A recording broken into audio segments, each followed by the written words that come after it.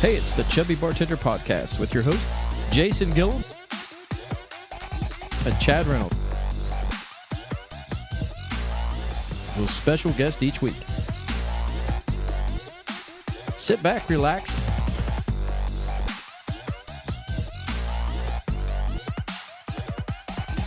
and enjoy the show.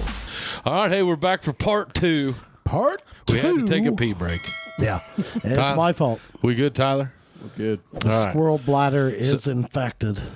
So we started talking, before the pee break. Mm-hmm. We were talking about, you started playing when you were 32 years old, and I've told Chad this earlier. I said, you and about two or three other guys are some of the only ones that I know that have completely, to my knowledge, and thus far, beat addiction. Yeah. So I want you to kind of tell me about, high school. You and I graduated together, and I want you to kind of walk me through how this all transpired to you starting to play music. Yeah, I'll tell you, a lot of the times whenever we give a story at one of those AA things, you talk what it was like, what happened, and what it's like now. So that's what we'll kind of flow with. Yeah. So high school, though I don't have great memories of high school. Football was good. Senior year was good. Some of the funny things that happened with some of the guys and stuff.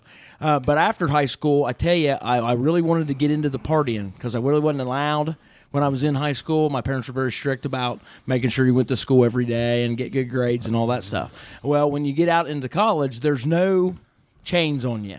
You can do whatever you want to do. Yeah. So I really got hard into the partying, and I liked it. I enjoyed myself for a long time. But I'll tell you what happens is after you party for a while, your body builds this tolerance, and then you have to, once you get addicted, you have to have it just to feel normal. So, like, when you're talking about partying, like, maybe you were not just drinking beer. No. I started off beer and just, maybe like marijuana or something like that. Yeah. And then that, of course, snowballed into pills, cocaine, all that stuff, crystal meth. I've actually done pretty much every drug that there is, even basalt, which is I don't recommend. You got into all that shit? I did it once. I'll never do it again. It was awful. I was up for 3 days with my heart pounding. And did this happen when you were pretty young? Well, no, actually, the basalt thing happened when I was in California. Before I got in the program, I actually did take AA. Okay. Alcoholics Anonymous. The recovery rate for that program is 1 and 2, which is the best out there by far. Yeah, I'd say. Yeah. By far, it's the best. But it's also really difficult. You have to go through and look at a lot of stuff inside yourself and why you do things you do, and so secrets and stuff like that you're keeping. It makes you. How'd you wind up in California? So I was in bad shape for years and years and years. How old are you? I was so I started doing partying, what you want to call it. Let's say at 20. 18 to 20, and then it got bad for me. But between 26 and 30 was really bad. That's where you needed some. So you partied pretty hard from 20 to 26, kind of leading up to the point where it had you. Right. At 26. At 26, and then I couldn't keep a job. I was stealing some things, not a lot, but maybe just like shoplifting or something like that, so I could sell something or something to get these drugs that I had to have. So then finally my buddy said, hey, I'm going out to California to get sober. You want to go with me? And I said, I might as well because I don't have a job. I can't keep a job. I'm living a miserable life. What are you thinking? What's going through your head? I was just sick all the time, and I thought, I can't keep living like this. You were tired of it. I was tired of it. I wanted away from it. I wanted off of it. So I thought, this is a great opportunity for me to get away from Jackson, get away from these people that. And you probably felt like you needed to. Absolutely. Right? And I wanted to see California anyway because I've never been there. What's the chances I'm going to get a chance to it's go? A ballsy move. How old are you now? At 26? 20. Well, I've been. At that time I would have been closer to 30, like 29. Okay. Before I actually decided that it was enough. It was time. Okay. Enough was enough, right? Yeah. So we drove from Jackson to California. 4 days in the car. 3 of you. Yep. Me, Sean, and his woman at the time. And when we stopped, we drove from Jackson to Tulsa, Oklahoma, straight through. It's a long drive, all night long through Missouri, and there's nothing out there. You know what I mean? I don't know how I stayed awake.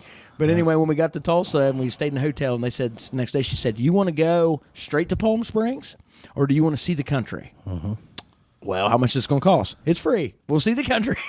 So Yeah. she paid for all of it. And we went to Roswell, New Mexico and Tombstone, Arizona before we went to Palm Springs. Okay. Palm Springs was the rehab facility. Well, no, I didn't actually go to it. Sean went to a rehab Okay. facility there. I just was going out there to live because there's all kind of recovery out there. It's Palm Springs has got a lot of people and a lot of crazy things going on as far as Attention getters. the lifestyle Yeah. that they live out there. Yeah. Very healthy. They got a lot of rehab centers and they got a lot of meetings. Meetings Yeah. every hour at this place. Yeah. So you could go anytime you wanted to these meetings that you need to start off with when you first get sober because you need to talk to other people, hear their Yeah. stories, and that's so what you did? Yes. You started just going to meetings. going to meetings, In and then I Palm met a guy named Lawrence out there, Okay. and he had a center that was a small center that only had a couple people in it, Yeah. and he did this AA program in the big book, and he did all these steps and worked all these steps, and he was showing other people how to work these steps. So I got hooked up with him, and for free. He took me through AA because it's not supposed to be for money anyway. Right. One right. one addict or an alcoholic helping another. Now, That's what it's did you about. did you go inpatient on this or No, or- I did not. Before I went to California, I got in trouble a little bit with my parents, Yeah. and they sent me to a rehab down in Portsmouth. But Okay. it was useless. It didn't do anything for me. It was just a place to be Yeah. for a month, and then I came back to the same exact thing. I went right back to the same I've always lifestyle. figured like if you got into one of those ones like in Appalachia, like it's probably got more drugs in it than the streets do. Well, there wasn't necessarily that there was any drugs. It's just the Bunch of there's guys no sitting around message. fiending. Yeah, that's basically what it was. Yeah. They talk to you in these like a therapy type thing. Hey, why do you think it's bad? You probably shouldn't do that. And you're like, I agree with you. And then when that you get wasn't back out, so that wasn't really landing with No, you. no effectiveness. because when you get back out and you go back to your same lifestyle, Yeah. then you're back in the You're exact right same there. thing that Right. you was doing before because it's comfortable to you and that's what everybody So, lives so on. was the big switch like going clear to California, getting you completely out of your environment? Yes, Or- I thought that might jog it a little bit as far as make me be excited about it. But at the beginning, it really didn't change a whole lot. But you for met me. Lawrence. But after I met Lawrence and started working these steps, something changed. The same thing that happened to the guy in the book. The guy that wrote the book, his name is Bill Wilson. Okay. He describes it when he got sober as a lightning bolt hit him in the head. I had a similar experience. I woke up in the middle of the night. I felt different. And from that moment on, in California, I no longer needed any chemicals. Well, what do you attribute that to, man? I don't have an explanation. It was just like An outside the panel. steps, but you were taking the steps, I'd started the steps. and you obviously believed in higher Lawrence and power. him, and yeah. And so was it faith based? Well, it's not. I'll tell you what it is. It's spiritual, not faith. And the difference is you don't necessarily believe the dogma as far as, this happened to Noah. and Right, that sort- right, You don't right. necessarily believe that. You just say that there is a power greater than yourself that could exist. Sure. And that you're willing to see if it can lead you to a better life rather than using a chemical to get there. Right. And it works. If you How long did it take in that program for that lightning bolt, to hit you? I was on the third step. I did the first and second step, where the first one is you say you're powerless. The second one is that you believe a higher power could help you. And then the third step is when you actually start the action of trying to rid yourself of the stuff that's blocking you Which from is, the spirit. probably a very difficult part, like, because there's got to be like some withdrawal issues and God. things of that nature, right? Yeah, absolutely. And you start from a place of hopelessness. And the point you start from there is because from there it's only up. There is no blood. so you've got to hit rock bottom. Rock bottom, and you have to want it more than anything else. That you don't want to be a slave to. I have to spend $80 every single day just to go to work. Well, like your rock bottom obviously occurred probably before you went to California, right? It did, and I thought, well, I'll get better, but I never did. Gillum Insurance, we've got lots of things happening at Gillum Insurance. We have moved to 228 Broadway.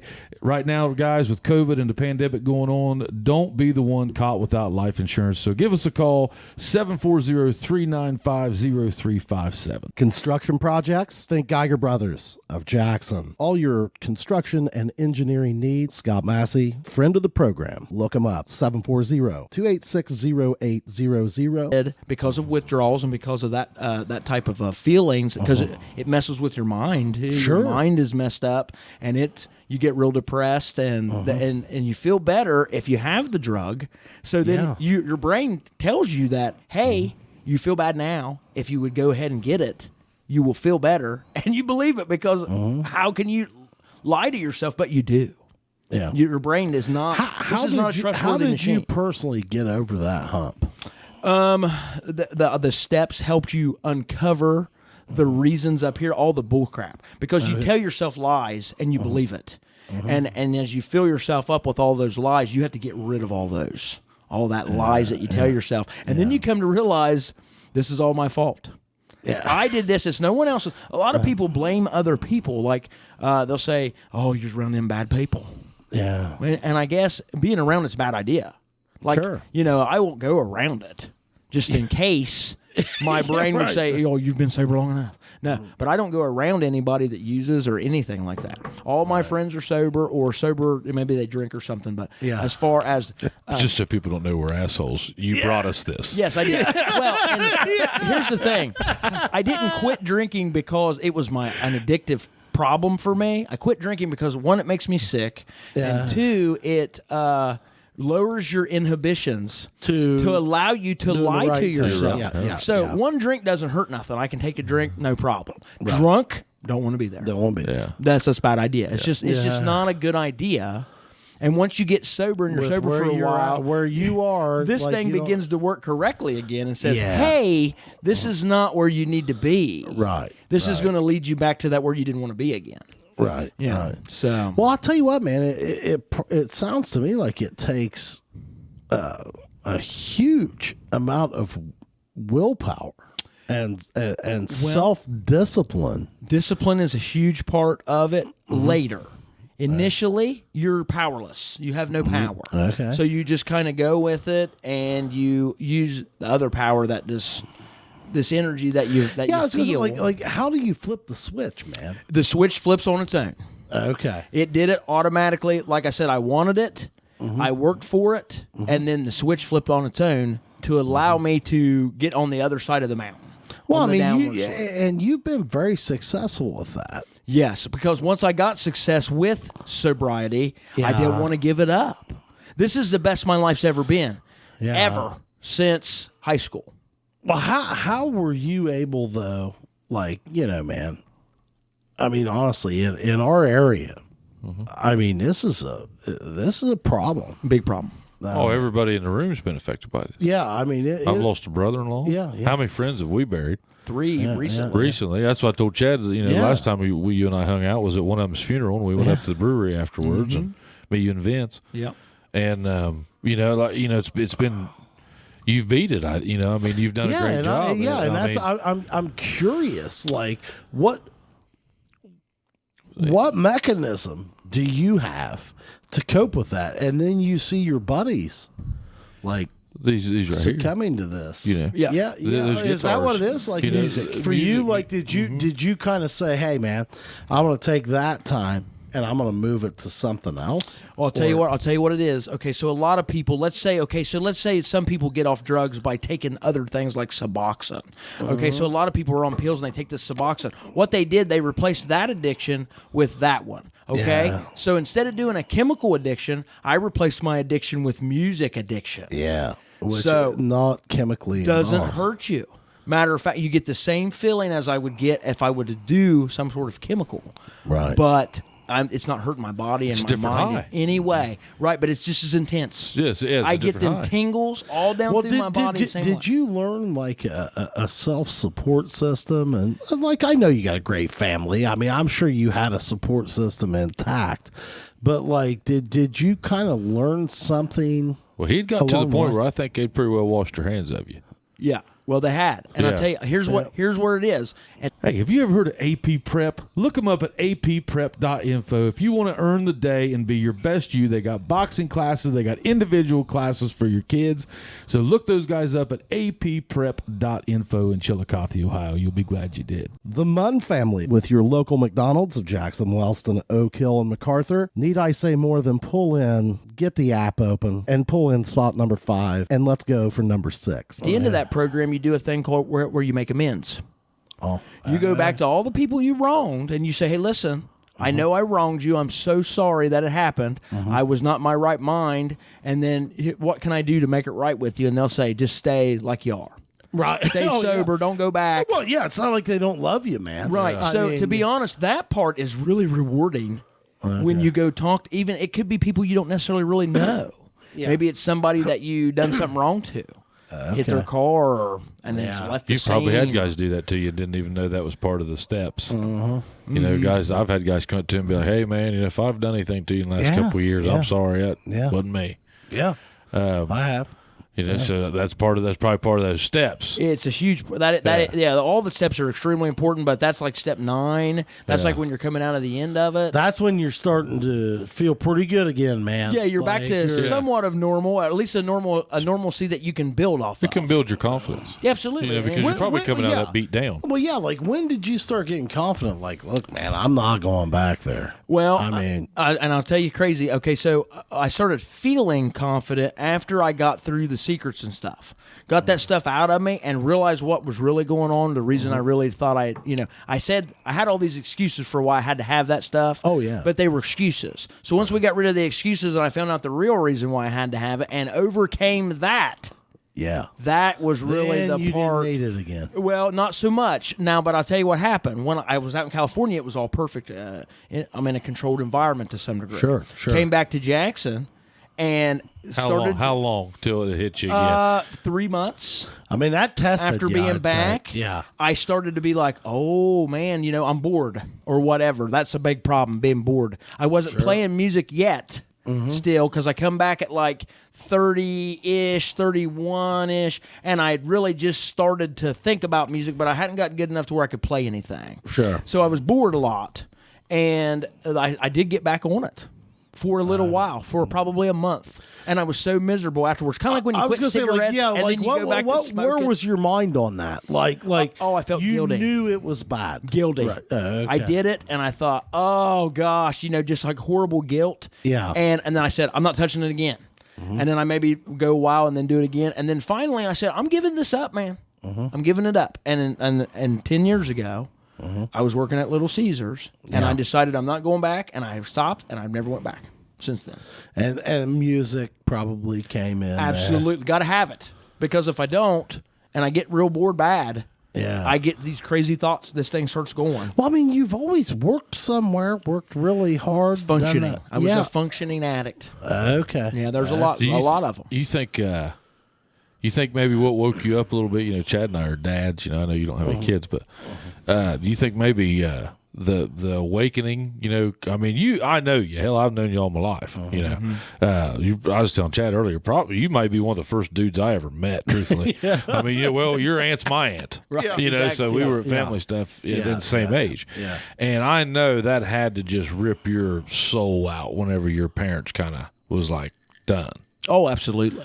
Do you think that was like, because like that, I've always thought that's a turning point. I mean, That would be my bottom that would have been when it was awful. yeah. Yeah, I didn't have anyone to turn to. Yeah. Yeah, Yeah, I lost I've never everything. been to that. Well, see, I lost everything several times. I had great jobs my whole life, a lot of great jobs that was decent pay, that would have been plenty enough to make a living on, and I just flushed her right down the toilet and quit the job, the great job that I had, because I got mad one day or something yeah, crazy. something happened. crazy. Yeah, Something yeah. silly, really. Yeah. Now, I'm a lot calmer. I really don't fly. I do fly off the handle a little, but for the most part. You get flustered as hell. Yeah, I get flustered sometimes. My other boss called me Chicken Little. Well, now I'd call him and say, "Is the sky falling?" Hey, I told Reynolds, I said, I used to go out to O'Reilly's and catch BJ, and you'd be in having one of your spaz attacks. Yeah. I'd sneak outside and I'd prank call the store and just to mess with you so I could watch you lose your shit. Right now I had a bird's that's eye not view. nice. Not very nice. But it was What fun. are friends for? I would expect no less. Yeah. I'd walk in and I'd say, boy, what's the matter, BJ? Boy, what did some asshole call you on the phone? Oh Or- God, I had so many girls like that. that just- But you know what though, man? I mean, listen. I mean, we kind of joke about Yeah. it, but like, dude, there's so few people that are in the spot you're in. I'm proud of you, man. And, I mean, I just wonder, like, like what do you attribute that to, dude? I mean, you know these guys. I mean, you You think know, it's parenting? You think Yeah. it's Nope. anything? Nope, it's a personal decision. Now, like okay. you've got to figure it out. Now, but you yourself. say that now, okay. And you said right there that one of the turning points was whenever, everybody was kind of done with you. I mean, that had to wait. Now, okay, do you think that they maybe should have pushed you harder quicker, or do you think maybe would any of that parental guidance in there helped or sway you any earlier or later looking back now? Yes, and I'll tell you what. More so, less of a totalitarian type, What? a military Yeah. type, Okay. upbringing. As far as you're going to do it my way, no matter what, Yeah, no matter right, what I say, right. that builds rebellion. I guess. Do you think Yeah. that started? Because I told Chad today, I said, we was talking about your addiction. And I said, I remember those guys, and I said, these are a bunch of guys straight-laced all through high school. I mean, yeah. never touched nothing. You Oh, know, yeah. and I mean, some of us, I was doing, lots of stuff at that Yeah, oh, age. yeah. And you guys didn't do anything. Nothing. But boy, when we graduated, It was off. y'all lost your shit. Yeah, absolutely. I mean, Well, like and I'm curious Yeah. about this. Like, was alcohol kind of a gateway for you? Like, you No. going out there, it's like, oh fuck, hell, it's yeah. summer camp. they I'm gonna went do nuts, whatever bud. now. You guys no, just alcohol never was a gateway for me. I'll tell you, everything was. everything. Yeah. The feeling of being accepted in the party. Okay, That was what I was Yeah, going for. yeah. okay. I wanted to be cool. Your life changed in a summer, and, Yes. and you had to adapt. Yes, ever since. Yeah. Catch up. But Ever you were since. always in with the dudes, right? I mean, Yeah, but I tell you what, it was a real battle in high school to not be the guy who got picked on. Like you wanted someone below you. That was, Okay. and we fought each other. There's like 6 or 8 of us that fought each other to not be at the bottom. Oh, now I swear to God. come on, BJ. Listen, I don't remember anybody Well, picking on you. but here's the thing: 8th grade at the high school, Yeah. 8th grade gone, 9th grade at the high school. You're the bottom bottom class twice. both Yeah. times. Had to deal with these other people who did not like me. Those kind of guys. And I tell you, the reason I quit football was I was scared to death to play with. Because they were so crazy, I thought, Well, they all there's loved no you, way, dude. Yeah. no way I could play with them. Well, they would have tried to toughen you up out of love. And I mean, I've realized that, like, because I see these guys now, and and so do you. And, Yeah, and I mean, have no problem in And, that. and it's cool as hell. They're your old buddies. But I back know then- back then you probably thought. Well, I mean- but nobody picked. You were scared of it, but nobody did anything to you. Not really, but I did get my name was an awful name. That was a bad pick of a name, BJ. Oh yeah. Name choice. I should have went with Bill, and I'd been fine. My whole life would be different. My whole life would be different. I guarantee it. I was lazy and didn't want to write 7 letters, so I made it 2, and it ruined my whole life. They would hammer his ass on BJ. I bet they did. I didn't From even 6th think grade about all the way that. to play football. I didn't even And once I think played about football, then the Yeah. football team protected me. Oh, and yeah. that's when Yeah. it started. That was Yeah. when I had a family in the school. Kind of. yeah, Before yeah. that, I didn't have any. I was going to say, them like- guys, we wouldn't let nobody. I mean, not Well, that them older guys, they would have done whatever they wanted to all of us. But, Right.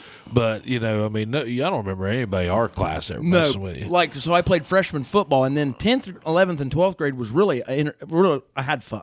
Yeah. I really enjoyed it. We had a lot of crazy things Yeah. that happened, a lot of fun stuff we did in football stuff, and the guys and everything. BJ, I mean, I look at this and in talking about this experience, I've never talked to you about this, and I appreciate you sharing that. And I mean, what I'm seeing his here, coach. yeah, and what I'm seeing here is a tremendous amount of mental strength. and self inflection or introspection, and a lot of just a lot of strength. Like, if I'm hearing you right, like, you got to tell yourself, I'm done with this shit. Yeah. And what do you think is the problem? Like, why does that not occur more often, man? Why are you such a rarity? Because it's difficult. Well, I'm sure it is. Just like that thing. Why don't more people play guitar? Because it's extremely difficult not at easy. first. Everybody wants to. Yeah, Everybody wants to play guitar. They'll get it and they'll go, okay, I'm ready. And I'll start Well, playing. that's the And they'll best go, analogy. That because- is a great because analogy. if you Everybody think wants to play the guitar. Yeah, if you think you're just going to grab that thing off the shelf and not have to work at it, you're crazy. Hey, I'd love to play the guitar. Yeah, it takes a shit ton of work. But I ain't and got- so would getting sober. Yes. Yeah, and that's kind of what a great analogy, Yeah. because like I look at it like, hey, dude, I've always wanted And you to got play to do it the every guitar. day. I've always wanted I've always wanted to play the guitar. Yeah. Do I play the guitar? No. Yeah. Too lazy. It's got to be every day. Yeah. Right. And Yeah. I'll tell you, people go back to the drugs because it's easier. It's easier. Drugs are easier. It's easier for them because it's their comfort zone. That's what they're. Until That's it a just lifestyle that they completely live. fucks their life up, right? Yeah, and they don't even realize it because Yeah. this thing says you're doing the right thing. Like, were you? There was a time when you were into it where, like, you didn't really see that it was. No, I didn't even know. And like a lot of times, you'll see these people who are like messed up on something, and they don't realize that The that they're damage they're on doing, something. yeah. Well, no, you look at him, you go, "Oh my God, look at this guy," and he's just like, "Hey, man," like you don't even notice. Yeah. But you do. Yeah. You do notice. Yeah. They're swatting flies that aren't there. I've seen you. Oh my God. And that person doesn't realize that they're messed up. Yeah. They don't think that you know either. They're like, I'm hiding this from Were this. you ever like, were you one that could kind of stay in control, or were you like that? Just like that? I don't think But I thought I remember was that. in control. I don't think I ever saw you when you were at that Well, point, dude. I was embarrassed Okay. a lot of the time. Now, when it got really bad, I didn't go around you guys. All I hung out with was those people. I didn't hang out with okay. you guys that was doing the right things. Yeah. Because those wasn't people doing all the right don't want me around. Well, but you wouldn't doing have all wanted right. me, I can't you wouldn't have wave wanted a me flag. around because you would have thought, oh, he's going to steal something or Well, or, Chris you know, Daniels, ask speaking me of the for devil, money. he had a quote on there that, or the last time I ran into him, he said, "Man, 2003, 2004, the party got dark." Yeah. And it was like, it Well, just- the partying isn't any fun anymore. yeah, So- we quit there's no partying longer to a party. partying, and they Yeah. started partying. I didn't, thank goodness. Yeah. But everybody around me, a lot of people around me did, Yeah. and Yeah. man, they just started partying to just get bombed, and and always looking to improve, right? Is Right. that what it is? Like, Yeah. Yeah. hey, man, like this isn't exciting enough. There's I a wanna guy- Try that. I went and watched a guy speak in California, and he said, "Listen, well, we're the kind of guys," and I related to this because I felt the same way, and didn't necessarily say this, Yeah. but he said, we're the kind of guys that would say, "Hey, this stuff's killing people over on 3rd Street. Oh, I'm gonna go over and get some of that. I see if it's any better than the stuff I've been getting," and that's how you are. Yeah. That's what kind Really? of mental process that you have. Yeah. So you've got a very jaded. Well, it's just, hey, let's see how far we can take it. Let's see how far this You're ride not can afraid. go. You're No. not afraid. Zero afraid to die. Zero afraid to overdose. Yeah. All that. that really don't even enter into the. And then you just like through this process, though, the switch flipped. Once the switch flipped, it got easier to say no than it was to say yes. Before it was easier to say yes than it was to say no. Well, BJ, why is it that the switch doesn't flip for most guys around here? I'll tell you why. Because either they don't really want to, or they start to, and then it's so difficult that they Lot of say, obstacles. "I'm not going to try. I'm not just like that. I'm giving up. a lot of obstacles. I give up. Yeah. I'm just going to go back to this The because I easier know path. how The to easier- live this life. I'm used to it. I've Well, been doing it for 20 years. or however What long. drove you to stay on the right path as opposed to because it's very easy to go back. You said you even did relapse. a few People started times. accepting it. No, I'll tell you what it was. I mean, I've- you said you flipped back a couple times. I always wanted to be successful. I always wanted to be the same guy I was in high school that everybody thought I was going to be, which is like a straight-laced dude. I figued you was going to be an engineer. That's what. yeah, And shit, I wanted dude. to I be mean, you something. got great grades. I mean, you Yeah, great you were one of grades. the smartest people in the class from what I know. Yeah. 40th out of 206 was my rank. Yeah, that's like 180. Yeah. Well, I tell you, I was down there. Well, that's where the podcasters live. Yeah, the podcast is down there in Hundies. You need me, I'm 3/4 deep. But I also wanted to be somebody that my mom and dad would be proud of. That was a big part of it as well. And I knew that doing the lifestyle I was living was not going to get me there. Right. It was either going to get me in three places: jails, institutions, and death. That's the only three places you go on that deal. Yeah, right. And you end up in one of them three places every single time. And I don't want to go to jail. I don't think I would do well in jail. No, I am not a jail person. Yeah. I went to the drug tank one time and they said, "Give me your shoelaces." I said, "What for?" "In case you hang yourself." I said, "In 8 hours? Oh my God, how horrible is this going to be?" What is this place? Well, I mean, dude, like we laugh about it now, but that's what's awesome to me. And I think that there is something to say about the support system you had, because like you didn't want to disappoint people, Right. and you didn't want to disappoint yourself. Absolutely. I want to be proud Yeah. of myself. Well, and Pride's a big thing. and I think Pride's a that big thing. might be one. I mean, I don't know. I wish I knew what there was where you could just grab a guy, put your arm around him, and Give him some pride. get him out of that. Yeah. To where, but I just, it's so nice to sit here and talk to you that, I mean, you did it. Yeah. And you say that it's only one guy that can change it.